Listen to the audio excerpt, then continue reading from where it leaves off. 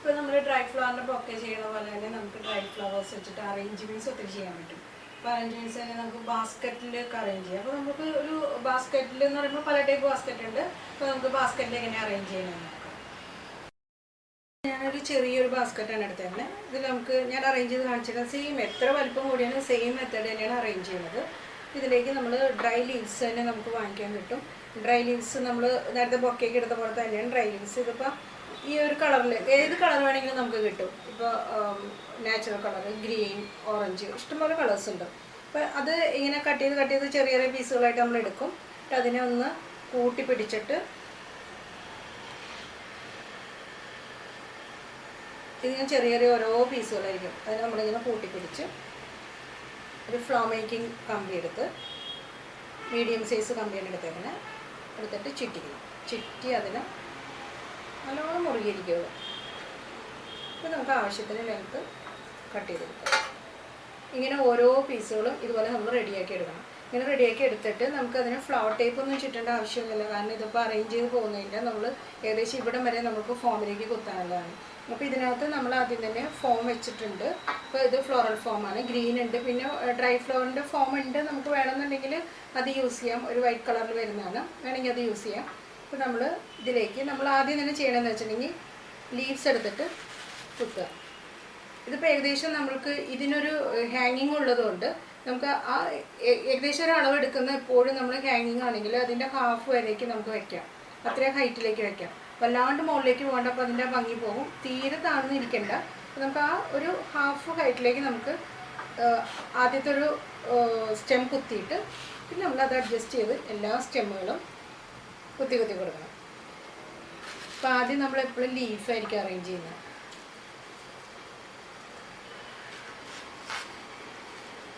ഇതെല്ലാം കമ്പി കെട്ടി വെച്ചിരിക്കുന്നതാണ്.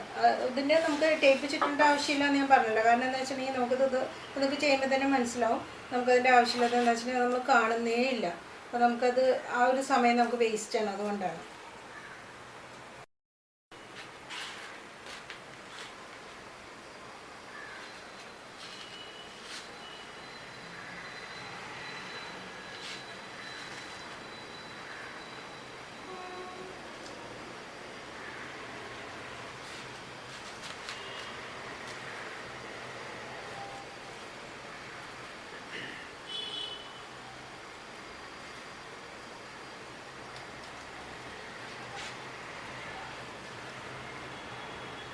ഇതിലേക്ക് ഞാൻ ലീവ്സ് എല്ലാം കുത്തി വെച്ചിട്ടുണ്ട്.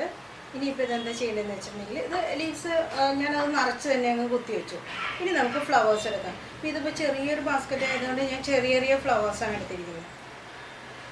ഇത് സോളാവുഡിൻ്റെ ഫ്ലവേഴ്സാണ് നമ്മൾ ഉണ്ടാക്കി തന്നെ എടുത്തേക്കാണ്. അതല്ലെങ്കിൽ ഉണ്ടാക്കാൻ ബുദ്ധിമുട്ടാണെന്നുണ്ടെങ്കിൽ നമുക്ക് ഫ്ലവേഴ്സ് ഒത്തിരി വാങ്ങിക്കാൻ കിട്ടും. അപ്പോൾ അതിനാണ് വാങ്ങിച്ചിട്ട് ചെയ്താലും മതി.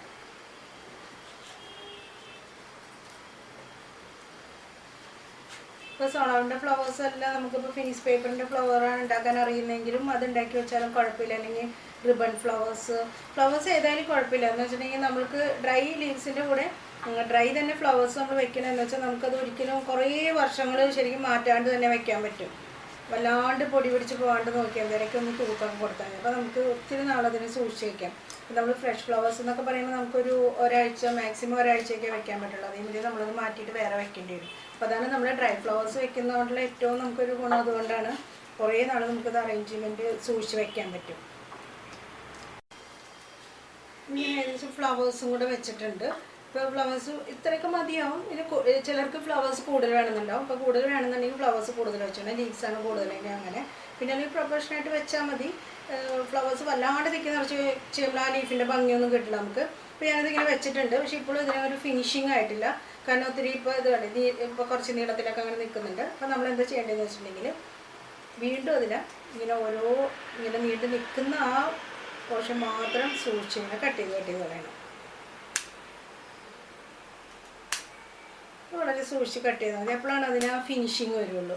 അല്ലെങ്കിൽ അതെന്ന് വെച്ചിട്ടുണ്ടെങ്കിൽ ലീഫാണല്ലോ. അപ്പോൾ നമ്മൾ എത്ര സൂക്ഷിച്ച് ഒരേ സ്റ്റെമ്മുകൾ ഒരേപോലെ എടുത്ത് കമ്പി കെട്ടിയൊക്കെ എടുത്താലും ചില പീസുകൾ ഇങ്ങനെ നീളത്തിൽ അങ്ങനെ നിൽക്കും. അത് ഡ്രൈ ലീവ്സ് അല്ലേ. അപ്പോൾ നമുക്കൊന്നും ചെയ്യാൻ പറ്റില്ല. അപ്പോൾ അതിനെ എന്താ വെച്ചിട്ടുണ്ടെങ്കിൽ എല്ലാം അറേഞ്ച് ചെയ്ത് കഴിഞ്ഞതിന് ശേഷം മാത്രം നമ്മളതിനെ ട്രിം ചെയ്താൽ മതി. എന്നാലും നമുക്ക് അറിയാൻ പറ്റുള്ളൂ അതിൻ്റെ കറക്റ്റ് പൊസിഷൻ. നമ്മൾ സ്റ്റാർട്ടിങ്ങിൽ അത് സ്റ്റെമ്മാക്കി എടുക്കുമ്പോൾ തന്നെ അതിനെ ലെവലാക്കാനൊന്നും നിൽക്കണ്ട.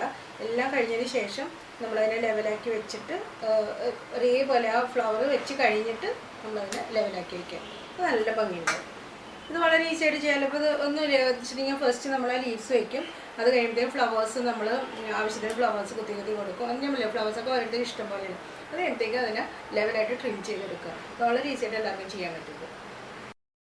ഇതിപ്പോൾ ഞാനൊരു ഫ്ലവർ ഗേൾസിന് പറ്റിയ പോലെ അറേഞ്ച് ചെയ്തൊക്കെയാണ്. ഇപ്പോൾ ഫ്ലവർ ഗേൾസിൻ്റെ എപ്പോഴും ബ്രൈറ്റിൻ്റെ പോലെ തന്നെ നമ്മളൊരു ഓഫ് വൈറ്റ് ആയിരിക്കും ഫ്ലവേഴ്സ്, ലീവ്സ്, ഗോൾഡ് അല്ലെങ്കിൽ ഗ്രീൻ എന്ത് വേണമെങ്കിലും നമുക്ക് എടുക്കാം. ഇപ്പോൾ ബാസ്ക്കറ്റിൽ അധികം അങ്ങനെ ഡെക്കറേറ്റ് ഒന്നും ചെയ്തില്ല. ചെറിയ 2 റിബൺ മാത്രം കെട്ടി കൊടുത്തിട്ടുണ്ട്.